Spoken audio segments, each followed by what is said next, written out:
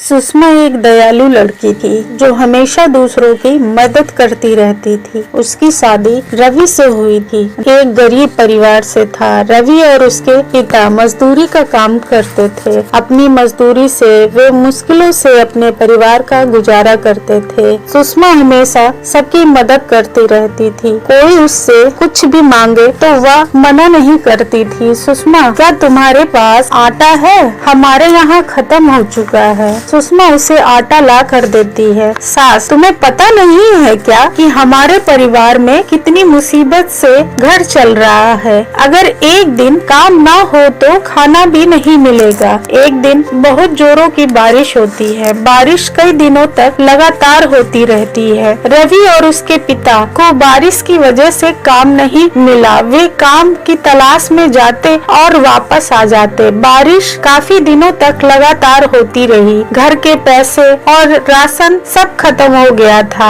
अब खाने के लाले पड़ गए थे। पूरा परिवार 2 दिन से भूखा था। तभी उसकी पड़ोसन आकर उससे पूछती है, सुषमा, तुम इतनी उदास क्यों हो? सुषमा, आज हमारे घर में सब भूखे हैं। हमारे खाने के लिए कुछ भी नहीं है। सुषमा की पड़ोसन अपने घर से खाना लेकर आती है और सुषमा से कहती है, ये खाना खा लो। आपने भी हमारी बहुत मदद की थी। सुषमा, चलिए सभी खाना खा लेते हैं। जैसे ही सब लोग खाने पर बैठे, घर के बाहर से आवाज आई, कोई है क्या? क्या मुझे खाना मिलेगा? मुझे बहुत जोरों से भूख लगी है। क्या मुझे खाना मिलेगा? मुझे भूख लगी है। मैं चल भी नहीं पा रही हूँ। वह एक बूढ़ी औरत थी। सुषमा, खाना तो वैसे ही कम है और ये बूढ़ी अम्मा, क्या करूं? इनकी मदद करनी चाहिए। अब तू ही बता भगवान, मैं क्या करूं? सास दरवाजे पर आकर उस बूढ़ी अम्मा को